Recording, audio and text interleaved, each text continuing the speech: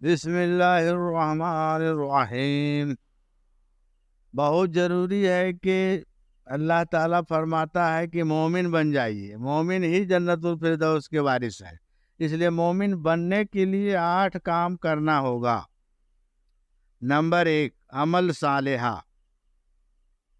پارہ نمبر 24 سورہ مومن کی آیت نمبر 40 میں اللہ تعالیٰ فرماتا ہے وَمَنْ عَمِلَ صَالِحًا مِّن ذَكَرٍ أَوْ أُنثَىٰ وَهُوَ مُؤْمِنٌ فَأُولَٰئِكَ يَدْخُلُونَ الْجَنَّةَ يَرْزُقُونَ فِيهَا بِغَيْرِ حساب۔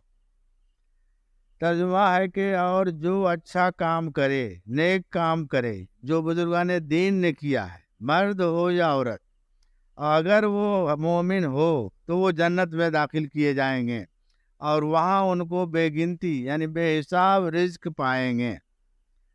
نمبر 2، نفس کی مخالفت۔ پارہ نمبر 30 میں اللہ تعالیٰ فرماتا ہے وَأَمَّا مَنْ خَافَ مَقَامَ رَبِّهِ وَنَهَى النَّفْسَ عَنِ الْهَوَىٰ فَإِنَّ الْجَنَّةَ هِيَ الْمَأْوَىٰ۔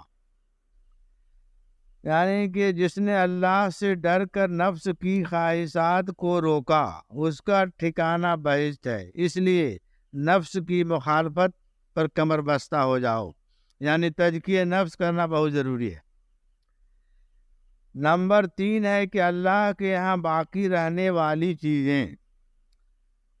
اللہ تعالیٰ فرماتا ہے ما عندکم ینفد وما عند اللہ باقٍ۔ ایک اور آیت ہے سورہ نساء کی آیت نمبر 77 میں اللہ تعالیٰ کا فرمان ہے کل متاع الدنیا قلیل والآخرۃ خیر لک لمن اتقی ولا تظلمون فتیلا۔ پھر سے سن لیجیے کل متاع الدنیا قلیل والآخرۃ خیر لمن اتقی ولا تظلمون فتیلا۔ اللہ تعالیٰ فرماتا ہے کہ دنیا کی تمام جو مال و متاع ہے یہ سارا کے سارا بالکل قلیل ہے اور مٹنے والی ہے، اور آخرت کی جو چیزیں ہیں وہ ہمیشہ رہنے والی ہے، اور وہاں تمہارے اوپر ایک فیتہ کے برابر بھی ظلم نہیں کیا جائے گا۔ نمبر 4 ہے تقوی یعنی متقی۔ اللہ تعالیٰ کا فرمان ہے اِنَّ أَكْرَمَكُمْ عِندَ اللہِ أَتْقَاكُمْ۔ بے شک تم میں سے اللہ تعالیٰ کے نزدیک سب سے بڑھ کر معزز سمجھا جائے گا جو سب سے زیادہ متقی ہوگا۔ نمبر 5 ہے حسد۔ حسد بے فائدہ ہے، گناہ کبیرہ ہے۔ قسمنا بینہم معیشتہم فی الحیات الدنیا۔ ہم نے ان میں دنیاوی زندگی کے لیے روزی وغیرہ تقسیم کی ہے۔ جب اجل میں ان کے حصے میں یہ چیزیں آ چکی ہے تو اور کسی کا اس میں اختیار نہیں، تو پھر حسد بالکل بے فائدہ ہے، لہذا حسد نہیں کرنی چاہیے۔ نمبر 6 ہے کہ شیطان تمہارا کھلم کھلا دشمن ہے۔ اِنَّ الشیطانَ کما عدو مبین، یعنی بے شک شیطان تمہارا کھلم کھلا دشمن ہے، اس لیے اس سے ہوشیار رہو، اور اس نے قسم کھایا ہے کہ سوائے مخلصین کے تمام لوگوں کو بہکا دیں گے۔